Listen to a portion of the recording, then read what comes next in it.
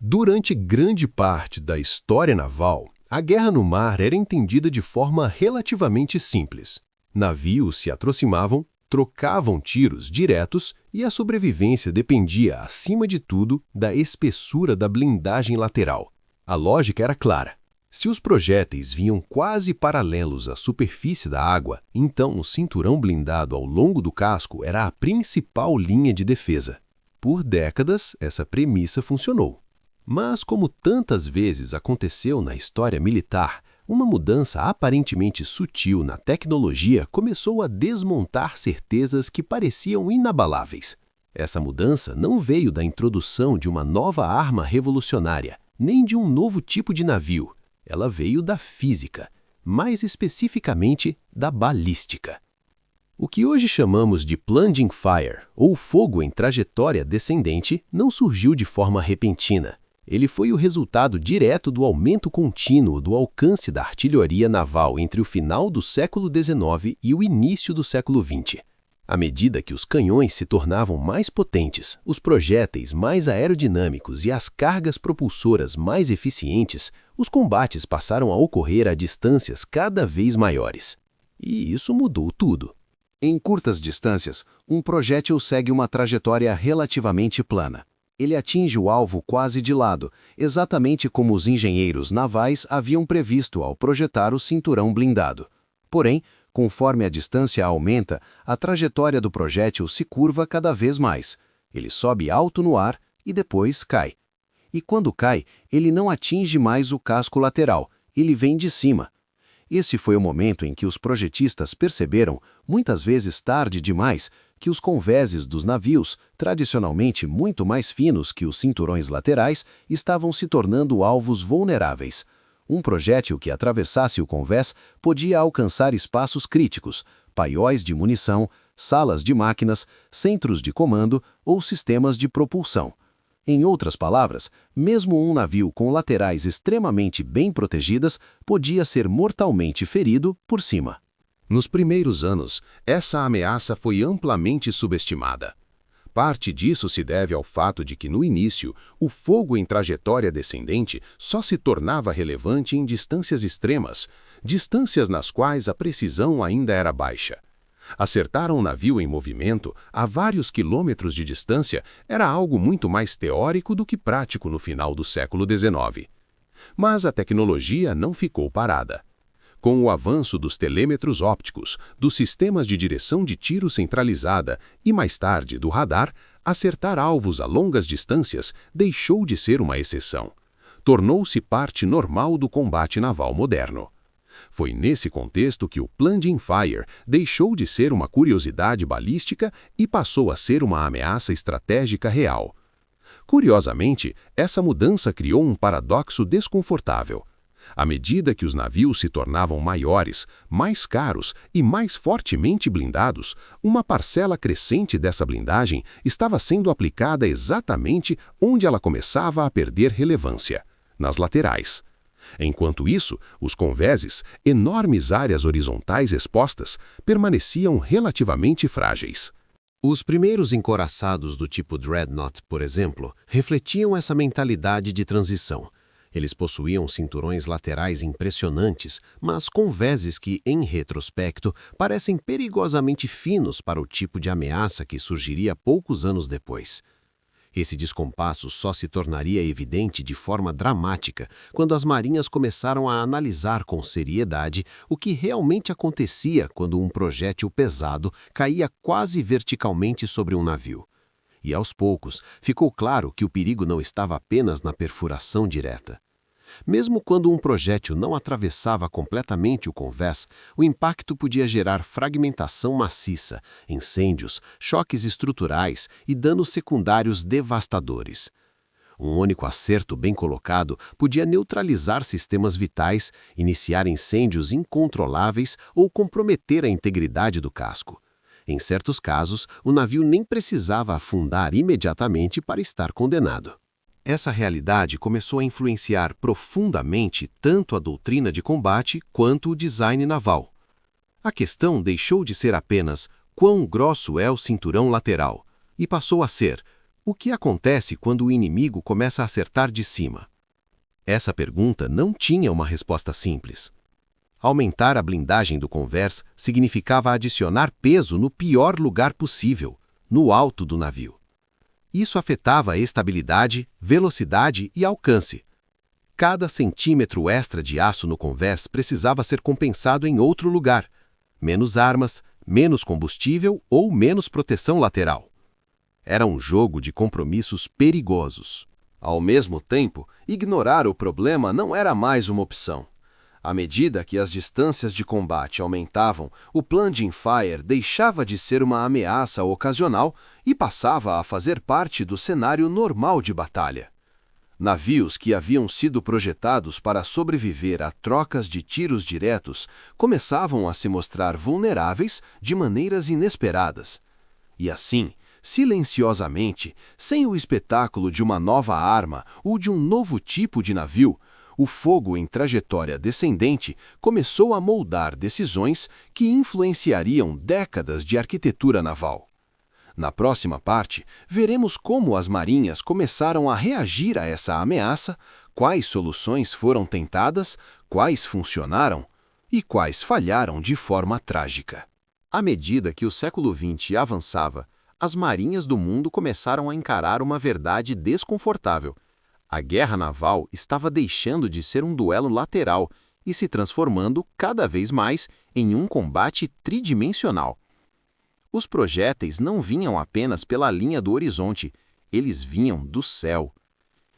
Esse reconhecimento não aconteceu de uma vez.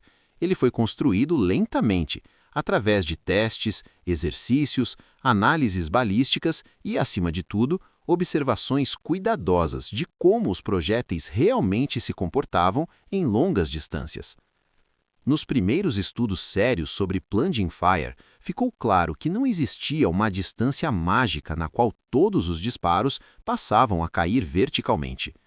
O ângulo de queda variava conforme o calibre do canhão, a velocidade inicial do projétil, o formato aerodinâmico da ogiva e até as condições atmosféricas. Ainda assim, havia um consenso emergente.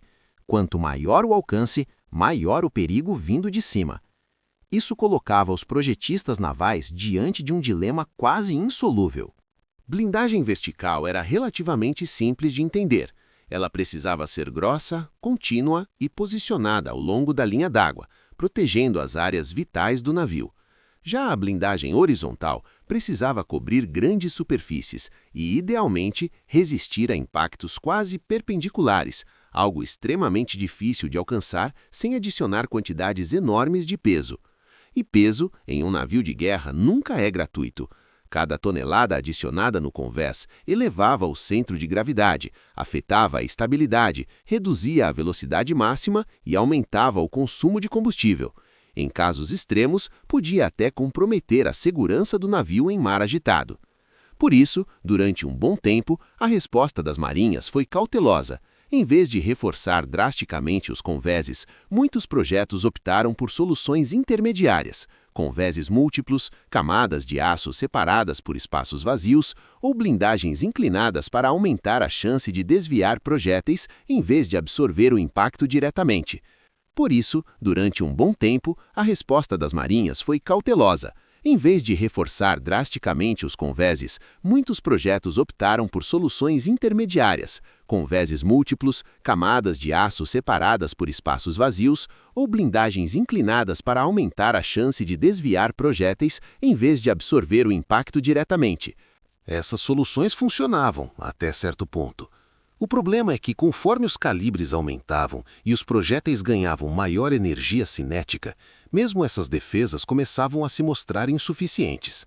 Um projétil pesado caindo em ângulo acentuado podia atravessar vários níveis antes de se fragmentar, e ao fazer isso, espalhava estilhaços devastadores por áreas críticas do navio. Outro fator que complicava ainda mais a situação era o atraso entre o reconhecimento do problema e sua aplicação prática. Projetar um encoraçado levava anos, construí-lo levava ainda mais tempo. Isso significava que muitos navios entravam em serviço já parcialmente ultrapassados em termos de proteção. simplesmente porque o entendimento da ameaça havia evoluído mais rápido do que os estaleiros conseguiam acompanhar. Foi nesse cenário que começaram a surgir debates intensos dentro das marinhas. Valeria a pena sacrificar velocidade e alcance para ganhar proteção contra um tipo de ataque que, embora cada vez mais perigoso, ainda não era totalmente previsível? Alguns países responderam com conservadorismo, outros com ousadia. Em certas marinhas, a doutrina ainda priorizava combates a médias distâncias, onde o fogo lateral continuava sendo dominante. Nessas situações, reforçar excessivamente os convéses parecia um desperdício de peso. Em outras, especialmente aquelas que antecipavam confrontos em mar aberto e longas distâncias, a blindagem horizontal passou a receber atenção crescente. Mas havia outro detalhe crucial. Acertar um navio em longa distância não significava apenas atravessar o convés. Significava também atingir áreas específicas.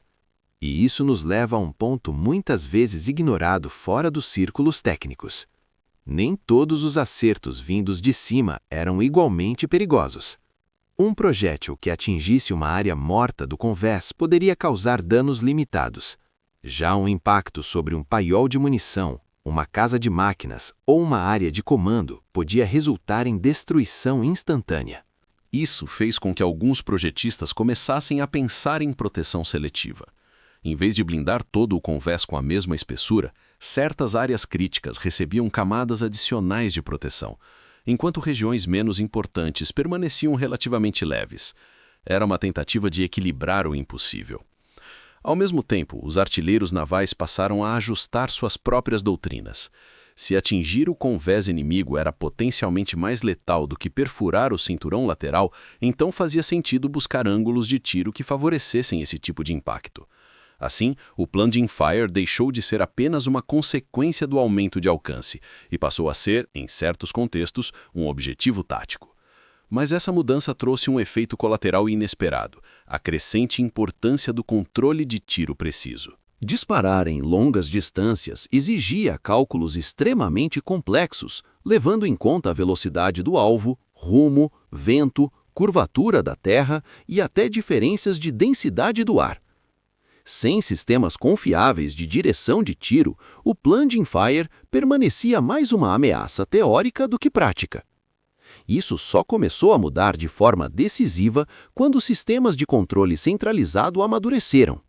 Com eles, acertar um navio a dezenas de quilômetros deixou de ser um golpe de sorte e passou a ser uma possibilidade real, ainda difícil, mas cada vez mais plausível. E foi nesse momento que o fogo em trajetória descendente deixou de ser apenas uma preocupação de engenheiros e passou a ser um fator que influenciava diretamente decisões estratégicas. Porque a partir dali, a pergunta já não era mais se um projétil poderia atingir o convés. A pergunta passou a ser: o que acontece quando ele atinge? Na próxima parte, vamos explorar como essa ameaça se manifestou na prática, o que os testes e os combates reais revelaram e por que algumas marinhas aprenderam essa lição da forma mais dura possível. Por muitos anos, o plunging fire existiu em uma zona desconfortável entre teoria e prática. Engenheiros o temiam, artilheiros o estudavam, mas poucos comandantes realmente acreditavam que ele decidiria batalhas. Afinal, acertar um navio em longas distâncias ainda era algo raro, imprevisível e profundamente dependente de condições ideais. Essa percepção começou a mudar quando exercícios de tiro e testes balísticos passaram a revelar um padrão inquietante. À medida que os alcances aumentavam, os projéteis não apenas atingiam os convéses com mais frequência, eles também mantinham energia suficiente para atravessar múltiplas camadas antes de explodir. Isso contrariava uma crença antiga, a de que o impacto vertical dissiparia boa parte da energia do projétil. Na prática, acontecia o oposto. Um projétil pesado, caindo quase verticalmente, transferia sua energia de forma extremamente eficiente. Em vez de ricochetear ou se fragmentar de imediato, ele penetrava profundamente no casco antes de detonar, espalhando estilhaços em ângulos imprevisíveis e devastadores. Os primeiros testes que evidenciaram isso causaram desconforto dentro das marinhas, porque, se confirmados em combate real, significariam que muitos encouraçados estavam protegidos contra um tipo de ataque que já não era o mais perigoso. E então veio a guerra.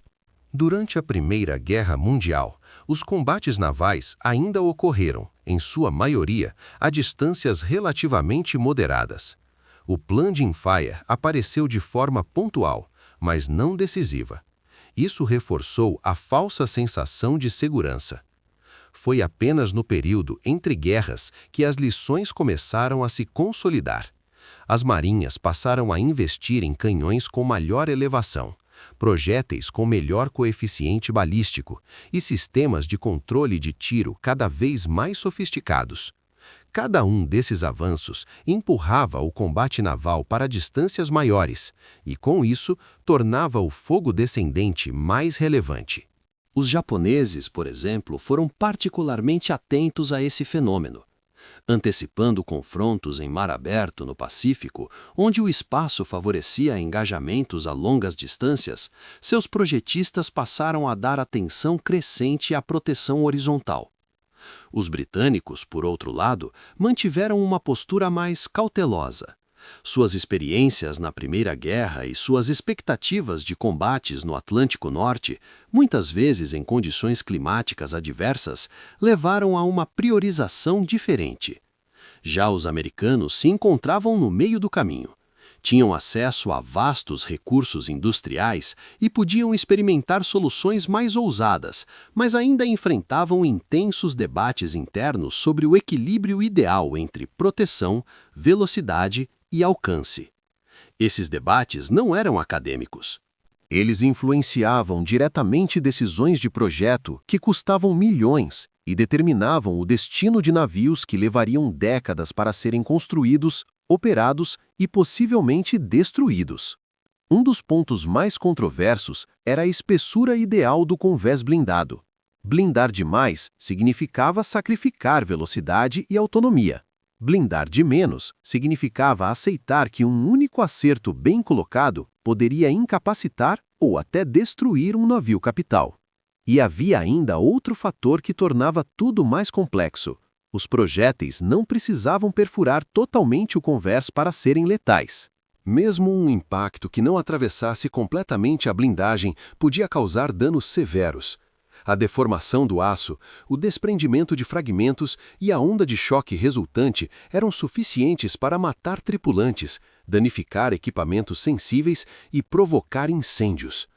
Em alguns testes, observou-se que estilhaços gerados pelo impacto no convés eram lançados para baixo com força suficiente para atravessar vários níveis internos do navio, atingindo áreas que, teoricamente, estavam protegidas.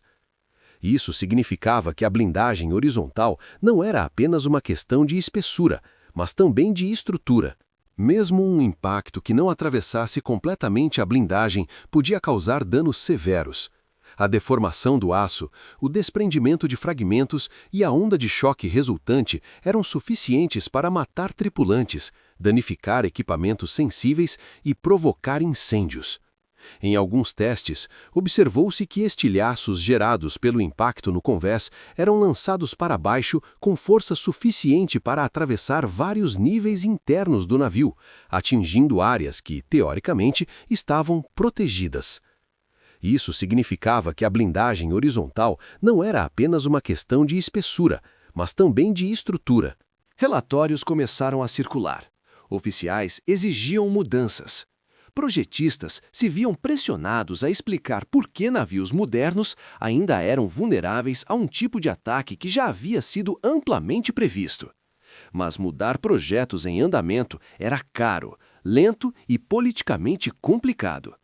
Muitos navios que entrariam em combate na Segunda Guerra Mundial carregavam compromissos herdados de decisões tomadas décadas antes.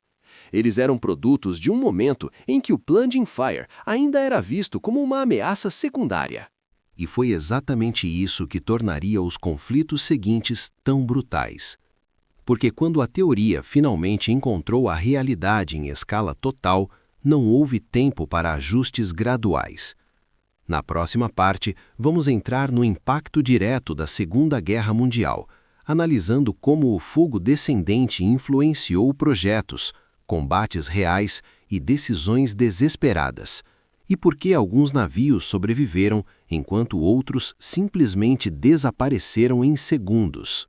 Quando a Segunda Guerra Mundial começou, muitas marinhas ainda carregavam uma perigosa herança intelectual. A crença de que o maior risco para um encouraçado vinha dos lados. O cinturão blindado continuava sendo tratado como a principal linha de defesa, enquanto a proteção horizontal, embora reforçada em relação ao passado, ainda era vista como um compromisso aceitável, não como prioridade absoluta. A guerra trataria de desmontar essa ilusão com rapidez brutal. À medida que os sistemas de controle de tiro evoluíam, as distâncias de engajamento aumentavam de forma consistente. Radares começaram a complementar e, em alguns casos, substituir a observação óptica. Computadores balísticos mecânicos passaram a calcular soluções de tiro com uma precisão inédita. O resultado era inevitável. Projéteis começavam a cair do céu em ângulos cada vez mais acentuados. E quando isso acontecia, o convés tornava-se o ponto mais vulnerável do navio. Diferente de um impacto lateral que precisava vencer dezenas de centímetros de aço inclinado, o fogo descendente explorava uma fraqueza estrutural muito mais difícil de resolver. O convés precisava ser relativamente plano, extenso e contínuo. Blindá-lo excessivamente significava comprometer estabilidade, velocidade e alcance, fatores críticos em uma guerra global. Em combate real, os efeitos foram devastadores. Navios atingidos por projéteis em trajetória alta sofreram danos internos desproporcionais ao calibre do impacto. Em muitos casos, o projétil atravessava o convés superior, perfurava estruturas intermediárias e explodia próximo a áreas vitais, como salas de máquinas, paióis secundários ou centros de controle. Mesmo quando a explosão não era imediata, o dano estrutural já estava feito. Incêndios se espalhavam por compartimentos que teoricamente deveriam estar protegidos. Cabos elétricos eram rompidos. Tubulações de vapor se partiam. Sistemas de ventilação transformavam-se em condutos de fumaça e fogo. O mais alarmante era que esses efeitos nem sempre exigiam um acerto perfeito. Bastava que o projétil detonasse próximo o suficiente para que a onda de choque e os estilhaços causassem um colapso interno em cascata.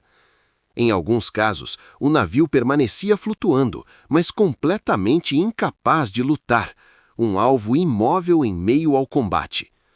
Relatórios de batalha começaram a circular entre as marinhas com um tom cada vez mais urgente. Engenheiros apontavam falhas, oficiais exigiam explicações. Comandantes sobreviventes descreviam cenários em que o cinturão lateral permanecia intacto enquanto o navio era destruído de dentro para fora. A resposta, porém, não era simples. Projetos de encouraçados levavam anos, às vezes décadas, para sair do papel e entrar em serviço. Muitos navios em combate haviam sido concebidos em uma época em que o plunging fire ainda era tratado como uma ameaça teórica, não como uma realidade cotidiana. Modificar essas embarcações em plena guerra era caro, demorado e muitas vezes impossível. Algumas marinhas tentaram soluções emergenciais. Camadas adicionais de aço foram adicionadas aos convéses sempre que possível. Espaços internos foram reorganizados para reduzir a vulnerabilidade de áreas críticas. Em certos casos, munições foram redistribuídas ou melhor protegidas. Mas havia limites claros. Cada tonelada extra colocada no topo do navio afetava sua estabilidade. Cada reforço no convés exigia compensações em outros lugares. Não era possível simplesmente blindar tudo. Enquanto isso, os projetistas dos novos navios já estavam absorvendo as lições com atenção quase obsessiva. Encouraçados projetados durante a guerra, ou nos últimos anos antes dela, começaram a apresentar convéses blindados mais espessos, múltiplas camadas de proteção e arranjos internos pensados especificamente para absorver impactos verticais. Em alguns projetos, o convés blindado principal foi rebaixado para dentro do casco, protegido por camadas superiores sacrificáveis. Em outros, adotou-se uma filosofia de blindagem em profundidade, onde nenhum único impacto seria capaz de causar uma catástrofe imediata. Essas soluções, no entanto, chegariam tarde demais para muitos navios já em serviço. O fogo que vinha de cima não era apenas uma ameaça técnica, era um símbolo de como a guerra naval havia mudado. Não bastava mais resistir ao impacto direto, era preciso sobreviver ao colapso interno, ao caos invisível que se espalhava pelo interior do casco após o acerto. E isso não se limitava aos canhões. À medida que a guerra avançava, outro vetor de ataque começava a explorar exatamente as mesmas vulnerabilidades: o poder aéreo. Bombas lançadas de grande altitude reproduziam e amplificavam os efeitos do plunging fire, atacando diretamente os convéses e áreas superiores dos navios. O encouraçado, outrora senhor absoluto dos mares, estava sendo forçado a lutar em um ambiente para o qual não havia sido originalmente concebido. Na próxima parte, vamos analisar casos concretos de combate, onde o fogo descendente, vindo de canhões ou do ar, decidiu o destino de navios inteiros e entender por que algumas perdas chocaram o mundo naval da época. Se até aqui vimos como o fogo descendente deixou de ser apenas uma hipótese teórica, agora entramos no momento em que essa ameaça se materializou de forma incontestável. Foi quando a teoria encontrou o aço. Quando navios projetados para resistir ao impacto direto descobriram, da pior forma possível, que o perigo vinha de cima. Os primeiros alertas não surgiram em batalhas cinematográficas, mas em relatórios técnicos aparentemente rotineiros. Após os primeiros engajamentos navais, equipes de controle de danos começaram a identificar um padrão inquietante. Projéteis que não penetravam o cinturão blindado principal, mas causavam danos desproporcionais ao atravessar convéses e estruturas internas. Em muitos casos, o impacto nem sequer ocorria sobre áreas tradicionalmente consideradas vitais. Ainda assim, o efeito em cadeia era devastador. Um projétil de grande calibre, ao cair em ângulo elevado, carregava energia suficiente para atravessar o convés superior, perfurar níveis intermediários e explodir nas proximidades de sistemas críticos. Mesmo sem atingir diretamente um paiol, podia romper tubulações de vapor, inutilizar geradores elétricos, incendiar depósitos secundários de combustível ou comprometer sistemas de ventilação. O navio permanecia flutuando, mas funcionalmente estava em colapso. Um dos aspectos mais perigosos desse tipo de impacto era a fragmentação interna. Diferente de um acerto lateral, onde a explosão tende a ser parcialmente contida por massas blindadas, o impacto descendente espalhava estilhaços verticalmente. Fragmentos viajavam para baixo, ricocheteavam em anteparas, atravessavam corredores, dutos e compartimentos, criando múltiplos focos de destruição. Tripulações treinadas para lidar com danos localizados se viam, de repente, enfrentando incêndios simultâneos em áreas que jamais haviam sido consideradas prioritárias nos planos de emergência.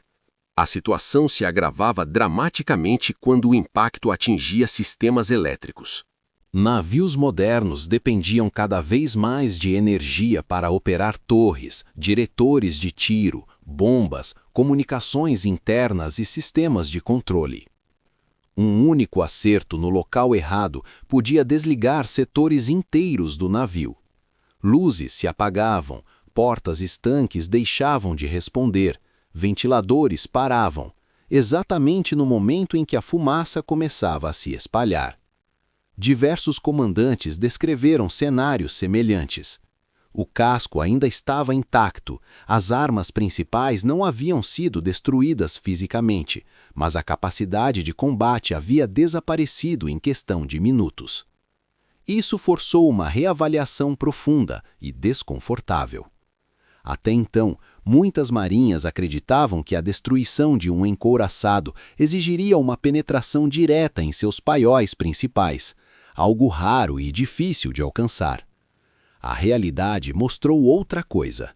Não era necessário afundar o navio, bastava neutralizá-lo. Um encouraçado parado, sem energia, sem controle de tiro e com incêndios internos fora de controle, era, na prática, tão inútil quanto um naufrágio, e muitas vezes mais perigoso, pois continuava atraindo fogo inimigo. Essa constatação tornou-se ainda mais evidente quando combinada com ataques aéreos. Bombas lançadas de grande altitude exploravam exatamente as mesmas vulnerabilidades do fogo de artilharia em trajetória elevada, mas com cargas explosivas muito maiores. Mesmo quando não perfuravam completamente o convés, deformavam estruturas, deslocavam placas de blindagem e criavam fissuras por onde fogo, fumaça e água se infiltravam. Em diversos episódios, o simples impacto próximo a uma torre ou a uma chaminé foi suficiente para comprometer seriamente a capacidade operacional de um navio inteiro. A linha entre atingido e neutralizado tornou-se perigosamente tênue. A partir desse momento, a forma de avaliar danos mudou de maneira definitiva. Não se tratava mais apenas de medir espessura de blindagem ou calibre do projétil inimigo. A pergunta central passou a ser outra. O que acontece depois do impacto? Como a energia é absorvida? Como ela se propaga internamente? Quantos sistemas críticos estão concentrados sob o convés? E, acima de tudo, quanto tempo a tripulação tem para reagir antes que a situação se torne irreversível? Essas questões passaram a influenciar não apenas novos projetos, mas também a forma como os navios eram empregados em combate. Comandantes começaram a manobrar, levando em conta o ângulo provável de impacto dos projéteis inimigos. Engajamentos prolongados a longas distâncias passaram a ser vistos com mais cautela. Fumaça, mudanças bruscas de rumo e até a escolha do momento do combate ganharam nova importância. Mas havia limites claros para o que a tática podia compensar. A verdade incômoda era que muitos desses navios estavam lutando uma guerra para a qual não haviam sido projetados. Seus cascos carregavam decisões tomadas décadas antes, baseadas em premissas que já não se sustentavam. Ainda assim, continuavam sendo enviados para a linha de frente, não por ignorância, mas por necessidade. Porque não havia substitutos prontos, porque a guerra não esperava por novos projetos. E foi nesse ponto que as diferentes marinhas do mundo começaram a reagir de maneiras distintas. Algumas tentaram adaptar projetos existentes, outras aceitaram compromissos dolorosos. Algumas poucas conseguiram antecipar o problema e colheram os frutos. É a partir dessas escolhas que o destino de muitos navios foi decidido, antes mesmo do primeiro disparo. À medida que essas lições se acumulavam, tornava-se impossível ignorar uma verdade incômoda. A blindagem horizontal havia sido tratada, por décadas, como um elemento secundário. Os projetistas haviam priorizado cinturões laterais espessos, pensados para resistir a impactos diretos em combates a médias distâncias. O convés, por outro lado, era visto mais como uma proteção contra estilhaços e incêndios do que como uma barreira real contra penetrações profundas. Essa lógica fazia sentido em um mundo onde o combate naval era travado a distâncias relativamente curtas e com trajetórias mais rasas. Mas esse mundo já não existia. Com o aumento dos alcances de engajamento, a melhora na precisão dos sistemas de tiro e a entrada definitiva da aviação como força dominante no mar, o eixo da ameaça girou 90 graus. O perigo passou a vir do alto e os navios não estavam preparados para isso. Tentativas de correção começaram a surgir, mas quase sempre tarde demais. Algumas marinhas passaram a reforçar os convéses superiores com camadas adicionais de aço. Outras optaram por blindagens inclinadas, tentando fazer com que projéteis e bombas ricocheteassem ou perdessem energia ao atravessar múltiplos planos. Houve também soluções híbridas, combinando aço estrutural mais espesso com materiais absorventes, pensados para reduzir a fragmentação interna. O problema era simples e cruel. Tudo isso adicionava peso. Cada tonelada extra dedicada à proteção horizontal precisava ser compensada em outro lugar. Velocidade era reduzida, autonomia diminuía, armamentos secundários eram sacrificados. Em alguns casos, até a estabilidade era afetada, exigindo alterações profundas no casco. Projetar um navio é sempre um exercício de equilíbrio, e naquele momento o equilíbrio estava se tornando cada vez mais difícil de manter.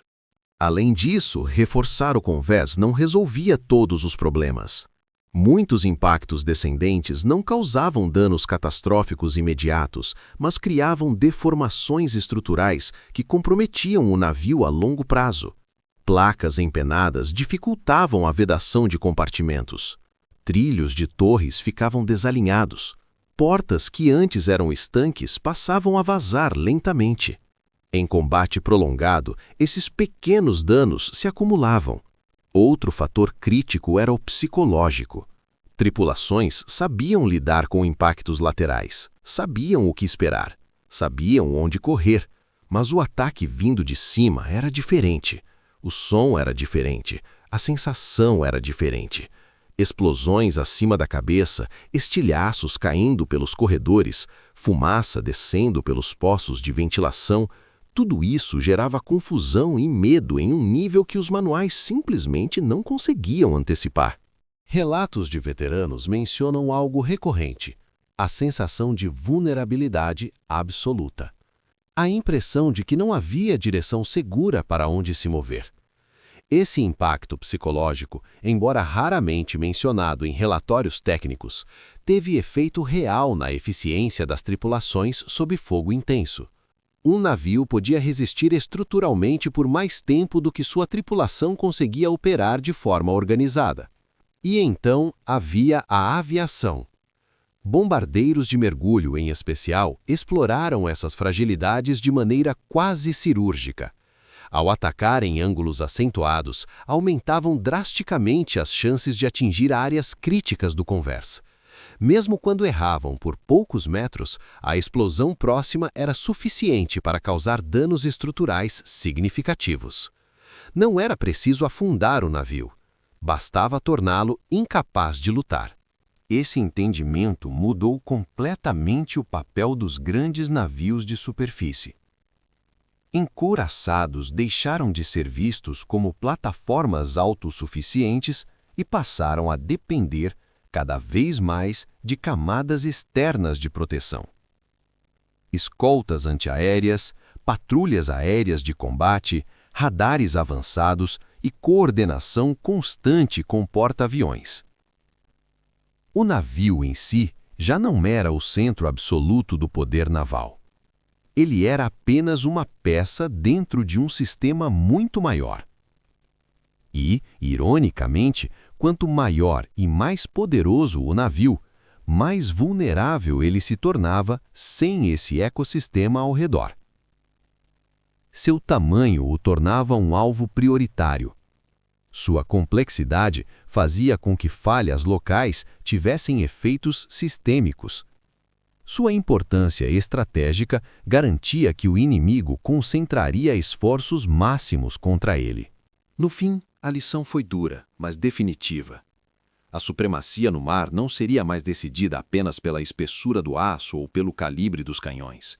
Seria decidida pela capacidade de enxergar antes, reagir mais rápido e impedir que o golpe fosse desferido, porque, uma vez que viesse de cima, o dano já estaria feito.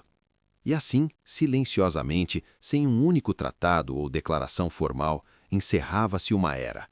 Não com o afundamento de um último encouraçado, mas com a constatação de que ele já não podia lutar sozinho. À medida que essas transformações se consolidavam, tornava-se claro que o problema não estava apenas no navio individual, mas na própria lógica que havia guiado o pensamento naval por quase meio século. Durante décadas, o encouraçado fora concebido como o centro absoluto da frota, a unidade em torno da qual tudo orbitava. Ele concentrava poder de fogo, proteção e prestígio. Agora, essa centralidade estava sendo corroída de forma irreversível. Os dados acumulados em exercícios, combates reais e análises pós-guerra apontavam todos na mesma direção. Não importava o quão bem blindado fosse um navio se ele não conseguisse impedir o ataque antes do impacto. A defesa passiva havia chegado ao seu limite físico e prático. Ao mesmo tempo, as soluções ativas se mostravam cada vez mais promissoras. Radares mais potentes permitiam detectar aeronaves a distâncias antes impensáveis. Sistemas de direção de tiro automatizados reagiam mais rápido do que qualquer operador humano. Canhões antiaéreos de alta cadência, combinados com espoletas de proximidade, aumentavam drasticamente as chances de interceptação. E logo no horizonte surgiam os primeiros mísseis guiados. Esse conjunto de tecnologias não apenas mudava o combate naval, ele mudava o próprio papel dos navios. Encouraçados e cruzadores pesados, projetados para duelos de artilharia, começaram a parecer deslocados em um ambiente onde a ameaça principal vinha do ar e do submerso. Mesmo quando sobreviviam a ataques, sua capacidade de influenciar o combate diminuía. Muitas vezes passavam longos períodos navegando sob proteção, em vez de liderar ofensivas. O paradoxo era evidente: nunca haviam sido tão caros, tão complexos e tão bem equipados, e ao mesmo tempo, nunca haviam sido tão dependentes. Essa dependência forçou uma reorganização profunda das frotas. Porta-aviões assumiram o papel central, não apenas como plataformas de ataque, mas como escudos móveis. Destruidores e cruzadores leves tornaram-se peças essenciais de proteção, criando camadas defensivas ao redor dos ativos mais valiosos. A frota passou a funcionar como um organismo integrado, onde a perda de coordenação podia ser tão fatal quanto um impacto direto. E nesse novo contexto, o encouraçado perdeu aquilo que sempre o definiu. Não era mais possível enviar um grande navio para operar sozinho com a expectativa de que ele resolveria a situação apenas com seus próprios meios. A guerra naval havia se tornado um jogo de sistemas interligados, e qualquer elemento isolado estava condenado à vulnerabilidade. Curiosamente, isso não significou o desaparecimento imediato desses navios. Muitos continuaram em serviço por anos, até décadas. Foram modernizados, adaptados, rearmados. Alguns ganharam novos radares, outros reforços adicionais no convés, outros ainda funções secundárias, como bombardeio costeiro ou presença dissuasória. Mas o papel simbólico havia mudado. Onde antes um encouraçado representava o auge do poder nacional, agora ele era um lembrete de uma transição, uma ponte entre dois mundos, o da artilharia pesada e o da guerra guiada por sensores e mísseis. E essa transição não aconteceu de forma dramática ou instantânea. Não houve uma única batalha que matou o encouraçado. Houve, em vez disso, uma sucessão de sinais, alertas e constatações acumuladas. Cada ataque aéreo bem-sucedido, cada exercício que mostrava limitações, cada relatório que apontava a mesma conclusão incômoda. No final, a era dos gigantes de aço não terminou com uma explosão final, mas com um silêncio gradual. Um silêncio marcado pela percepção de que o futuro da guerra naval não seria decidido pelo impacto do projétil mais pesado, mas sim pela capacidade de impedir que ele fosse lançado em primeiro lugar. E assim, sem cerimônia, o centro do poder naval mudou de lugar. Com o passar do tempo, essa nova realidade deixou de ser apenas uma conclusão teórica e passou a moldar decisões práticas. Orçamentos começaram a ser redirecionados, estaleiros adaptaram suas prioridades e escolas navais reformularam doutrinas inteiras. A pergunta deixou de ser qual é o maior navio que podemos construir e passou a ser qual o sistema mais eficaz que podemos integrar. Os projetos mais recentes já não buscavam supremacia por meio de blindagem extrema ou calibres gigantescos, mas sim pela combinação entre sensores, alcance e reação antecipada. O combate naval entrava definitivamente em uma era em que ver primeiro e agir primeiro importava mais do que resistir ao impacto. Nesse cenário, os encouraçados restantes tornaram-se plataformas especializadas. Alguns foram mantidos como instrumentos de dissuasão política, símbolos flutuantes de poder nacional em tempos de tensão. Outros encontraram utilidade no apoio de fogo costeiro, onde sua artilharia pesada ainda podia exercer influência decisiva contra alvos em terra, longe da ameaça aérea concentrada. Em exercícios e conflitos limitados, ainda demonstravam utilidade, mas sempre dentro de um papel cuidadosamente controlado. O que antes era a espinha dorsal da frota agora exigia escoltas constantes, cobertura aérea permanente e planejamento detalhado para reduzir riscos. A inversão era completa. Navios menores e mais ágeis passaram a proteger os gigantes que antes lideravam. Enquanto isso, novas gerações de oficiais cresceram em um ambiente onde o encouraçado já não ocupava o centro do imaginário naval. Para eles, o porta-aviões, o destroyer-escolta e, mais tarde, o cruzador de mísseis eram as verdadeiras ferramentas da guerra moderna. A mudança cultural foi tão profunda quanto a tecnológica. Esse processo também revelou algo fundamental sobre a natureza da guerra. Nenhuma arma permanece dominante para sempre. Cada avanço carrega inevitavelmente as sementes de sua própria superação. O encouraçado não falhou por ser mal projetado ou mal empregado, mas porque foi concebido para um tipo de guerra que deixou de existir.